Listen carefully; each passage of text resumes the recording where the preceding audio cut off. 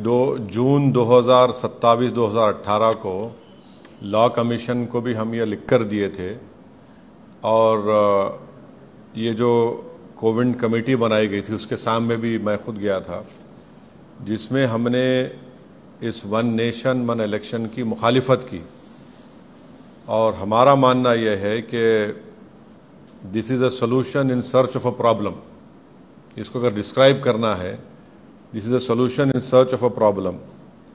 अब ये नहीं बताया जा रहा है कि ये करने की क्यों ज़रूरत पड़ रही है आपको। सरकार ये बोलती है कि आपके पॉलिसी पैरालिसिस होता है, कॉस्ट ऑफ एक्सचेकर को खर्चा होता है। पहले तो ये है कि मॉडल कोड ऑफ कंडक्ट किसी पॉलिसी मेकिंग को जो डेवलपमेंटल है और रूटीन इन नेचर है उसको रोकता नहीं है, नंबर 1। दूसरी बात यह है कि इलेक्टोरल डेमोक्रेसी एक पिलर है हमारे भारत के पूरे कॉन्स्टिट्यूशन का। अब ये वीक कंसिडरेशंस पर अगर सरकार, मोदी सरकार ये कह रही है कि हमको पूरे इलेक्शन एक साथ करा देंगे हम, एडमिनिस्ट्रेटिव कन्वीनियंस, इकोनॉमिक वायबिलिटी, तो अगर कॉन्स्टिट्यूशनल रिक्वायरमेंट्स अगर फाइनेंशियल एडमिनिस्ट्रेटिव कंसिडरेशंस पे होगा तो ये तो अलग कॉन्सिक्वेंसेस होंगे, इसके एब्सर्ड कॉन्सिक्वेंसेस होंगे। तो फिर अगर आप ये बोलेंगे भाई सिविल सर्विस काम नहीं कर रहा है, पुलिस काम नहीं कर रही है, निकाल दो। जुडिशरी में बहुत से केसेस पेंडिंग है, जुडिशरी को बंद कर दो। तो ये ऐसा नहीं हो सकता है। इसीलिए ये जो वन नेशन वन इलेक्शन की बात नरेंद्र मोदी 2019 से कर रहे हैं, 2019 में जब उनको दोबारा कामयाबी मिली तो उस वक्त ऑल पार्टी मीटिंग हुई थी पार्लियामेंट की, लोकसभा की लाइब्रेरी में। उसमें तमाम पार्लियामेंट में जितने एमपीज थे, लोकसभा राज्यसभा के, उनके पार्टी के लीडर्स को बुलाया गया। उस मीटिंग में मुझे अच्छी तरह याद है कि मेरी पार्टी और लेट हमारे जो सीपीएम के लीडर सीताराम येचुरी, हमने इसकी मुखालिफत की थी। तो नरेंद्र मोदी का पूरा गेम प्लान यही है कि नेशनल पार्टीज रहें और दूसरे तमाम रीजनल पार्टीज, छोटे पार्टीज हमेशा के लिए ख़त्म हो जाएं। आप देखिए कि अगर नेशनल इलेक्शन होगा तो मुद्दा नेशनल होगा, रीजनल इलेक्शन होगा असेंबली का, विधानसभा का, तो रीजनल मुद्दा होगा। नरेंद्र मोदी ये चाहते हैं कि रीजनल मुद्दा कभी बने ही नहीं। इलेक्शन होगा, अगर हैदराबाद पार्लियामेंट का इलेक्शन होगा तो जाहिर है दिल्ली में जो भी जीत कर जाएगा क्या करेगा। असेंबली का तेलंगाना का इलेक्शन होगा तो भाई आप किसान को क्या देने वाले हैं, हाँ, आप कितने सोशल वेलफेयर के स्कूल्स खोलने वाले हैं, आप हैदराबाद के डेवलपमेंट के लिए क्या करेंगे। तो बीजेपी यही चाहती है कि ये वन नेशन वन इलेक्शन करवाकर रीजनल पार्टीज को कमजोर करके रख दिया जाए। और ये बार बार इनका आर्गुमेंट है कि नहीं हर थोड़े दिन का इलेक्शन हो रहा है, हर थोड़े महीने के बाद इलेक्शन होना, ये भारत के गरीबों का फायदा है। इसमें फायदा क्यों है बता रहा हूं मैं आपको। जब कभी भी चुनाव होता है नरेंद्र मोदी पीछे हटते हैं, जनता के हित में कोई ना कोई फैसला लेना पड़ता है उनको। चाहे पेट्रोल की कीमतें कम हो जाती हैं, कुछ ना कुछ उनको किसानों को देना पड़ता है। तो ये इलेक्शन होना जरूरी है, क्योंकि जो भी सरकार होगी वो हमेशा अपने खड़े भी रहेगी जनता की खिदमत के लिए। अगर आप 5 साल के बाद पूरा चुनाव कराएंगे तो जनता का जो वोट का बार्गेनिंग पावर है हमेशा के लिए खत्म हो जाएगा। अब हरियाणा को चुनाव हो रहा है, महाराष्ट्र को चुनाव हो रहा है। नरेंद्र मोदी ने कितने मर्तबा जाकर महाराष्ट्र में इनॉग्रेशन किया बताइए, कितने मर्तबा जाकर ये डेवलपमेंट वो डेवलपमेंट का काम मैं कर रहा हूं, फाउंडेशन डाल रहा हूं।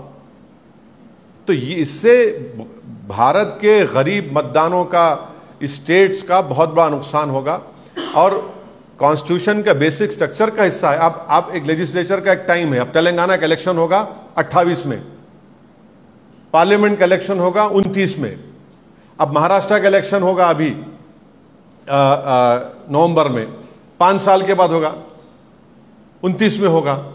बिहार का इलेक्शन होगा बाद में होगा। आप कैसे सबको उसका टाइम कैसे खत्म करेंगे आप? आप होते कौन है टाइम खत्म करने वाले? एक लेजिस्लेचर होगा, विधानसभा, तो उसका टाइम होगा ना, टाइम पर चलेगा, वो अपने टाइम पर खत्म होगा। आप कौन होते हैं उसका टाइम खत्म करने के लिए? अब जीएचएमसी का है, अब उसका टेन्योर खत्म होने वाला है, आप बोलेंगे नहीं हम एक साथ कैसे कराएंगे? आप क्यों कराएंगे? अच्छा, बीच में अगर सरकार गिर गई क्या करेंगे आप? फिर क्या करेंगे आप? तो ये भारत के जमहूरियत के लिए, भारत की फेडरलिज्म के लिए, भारत के संविधान के बेसिक स्ट्रक्चर के लिए ये ठीक नहीं है, और गरीब जनता के लिए ठीक नहीं है, किसानों के लिए ठीक नहीं है, युवाओं के लिए ठीक नहीं है। पैसे तो हर इलेक्शन के लिए अलॉकेट होते हैं ना, विधान, अब बिहार का या हरियाणा का हो रहा है, उसके लिए तो कश्मीर का हो रहा है तो पैसे अलॉट हो रहे हैं, महाराष्ट्र का होगा पैसे अलॉट होंगे, और फिर उसके बाद झारखंड का होगा पैसे अलॉट होंगे। तो ये नहीं, ये देखिए, कॉन्स्टिट्यूशन जो है ना, आप एडमिनिस्ट्रेशन को, कॉन्स्टिट्यूशन की जो स्कीम है, आप ये नहीं बोल सकते नहीं पैसे बचाने का। पैसे बचाना तो फिर कल कोई उठ के बोलेगा पुलिस को बंद कर दो, आईपीएस को, कोई बोलेगा कोर्ट में इतना पेंडिंग है। कन्वीनियंस के ऊपर ये सब नहीं करेंगे ना, कॉन्स्टिट्यूशन चलेगा तो कॉन्स्टिट्यूशन प्रिंसिपल्स के ऊपर चलेगा। तो बेसिकली नरेंद्र मोदी सिर्फ, क्योंकि बीजेपी की आइडियोलॉजी आरएसएस की हमेशा ही रही है कि वो रीजनल पार्टीज को नहीं चाहते, इसीलिए वन नेशन वन इलेक्शन का एक मार रहे हैं तुग्गा। हम तो इसकी मुखालिफत किए हैं और मुखालिफत करेंगे, अपोज करेंगे। क्या कोई कोविड कमेटी भारत के फेडरलिज्म खत्म कर देगी? भारत के कॉन्स्टिट्यूशन में जो एक लेजिस्लेचर का एक फिक्स टेन्योर, उसको खत्म कर देंगे आप? Sir, one nation one election से फेडरलिज्म कहां है? बिल्कुल है, फेडरलिज्म है। तो अगर वही तो बता रहा हूं ना आपको, एक स्टेट का एक टेन्योर होता है असेंबली का, आप कैसे कटल करेंगे उसको? कर्नाटका का इलेक्शन आप बोलेंगे 29 में करा दो, उनका तो पहले इलेक्शन होना चाहिए कर्नाटका का। आप कौन होते हैं भाई? स्टेट की जनता का आप क्यों छीन रहे हैं? कर्नाटका की जनता बोलेगी भाई मैं इसको पसंद करूंगा, नहीं पसंद करूंगा। यूपी की जनता बोलेगी। आप कौन होते बैठकर करने वाले दिल्ली से? आप यही चाह रहे हैं सेंट्रलाइज हो जाए हर चीज।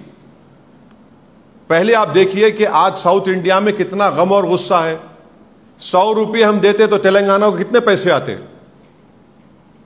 कितने पैसे आते कर्नाटका को? ये सब आर्गुमेंट्स निकलेंगे उसमें।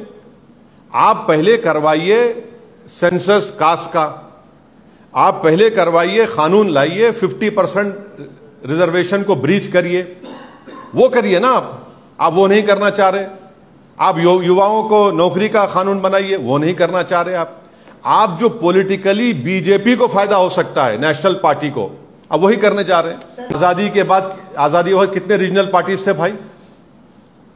एक कांग्रेस थी, फिर आपके स्वतंत्रता पार्टी थी, और दूसरे जनसंघ थी, और उसके बाद कितने पार्टीज बने? कम्युनिस्ट पार्टी थी हाँ, अब तो इतने पार्टीज हो गए। आप वो टाइम पे ले जाना चाह रहे, यही तो कह रहा हूं ना मैं, आप वही टाइम पे लेके जाना चाह रहे कि सिर्फ मैं रहूं हीरो और कोई ना रहे, मैदान मेरे लिए साफ है और मैं चलता रहूं। ऐसा नहीं होने वाला है। मैं अपनी राय देने के लिए यहां पर बैठा हूं। मैं शुरू से प्राइम मिनिस्टर की जो उस वक्त मीटिंग हुई थी, उस वक्त मैं और लेट येचुरी साहब ओपनली मुखालिफत किए थे, और उस मीटिंग में नरेंद्र मोदी का चेहरा लाल हो गया था एकदम, क्योंकि जितने पार्टीज थे वो मोर और लेस सपोर्ट कर रहे थे। अब किसी नाम लेना नहीं चाह रहा मैं। बास का एम्बिग्यूअस स्टैंड था, मगर क्लियर कट स्टैंड हमारा और येचुरी साहब का था कि हम इसके खिलाफ हैं। और नरेंद्र मोदी उस मीटिंग में अच्छी तरह याद है, अगर मिनट्स है तो निकाल के दे दे गवर्नमेंट। मोदी ने कहा कि देखिए महाशय ऐसा बोल रहे हैं कि हमको फायदा होगा और नेशनल पार्टीज को फायदा होगा। मिसाल दिए मोदी, देखिए जगन आंध्रा में उस वक्त क्या हुआ, उड़ीसा में क्या हुआ। मोदी हम नहीं चाहते, बीजेपी नहीं चाहती, आरएसएस नहीं चाहती कि रीजनल मुद्दा कभी बने चुनाव में, कि हमारी बात में सब्सटेंस है। ऐसी तो बात नहीं, विरोध करना जमहूरियत का हिस्सा है। अगर विरोध नहीं होगा तो फिर डिक्टेटरशिप हो जाएगी। नहीं, हम इसके मेरा बोलना है कि वन नेशन वन इलेक्शन के AIMIM पार्टीज के खिलाफ थी, है और रहेगी। अगर पार्लियामेंट में लेकर आएंगे हम उसका अपोज करेंगे। जनता के पास भी जाकर हम बताएंगे कि आपका नुकसान होने वाला है, अगर कोई सरकार 5 साल के लिए बन जाएगी, क्या काम करेगी भाई? वो प्रदेश का मुद्दा कभी मुद्दा ही नहीं बनेगा। अब इतना बड़ा स्टैचू गिर गया छत्रपति शिवाजी का, अपन सोचिए थोड़ी देर के लिए, अगर एक चुनाव होगा तो मोदी बोलेंगे मैं ही सबसे बड़ा हूं, बस मुझे देखो, मैं बोल रहा हूं।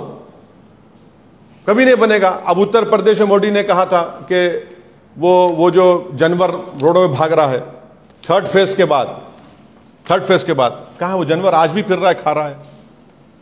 ये बेसिक स्ट्रक्चर के खिलाफ है, फेडरलिज्म के खिलाफ है, कॉन्स्टिट्यूशन की जो स्कीम है उसके खिलाफ है, और ये डेमोक्रेसी के लिए ठीक नहीं है और जनता के लिए ठीक नहीं है।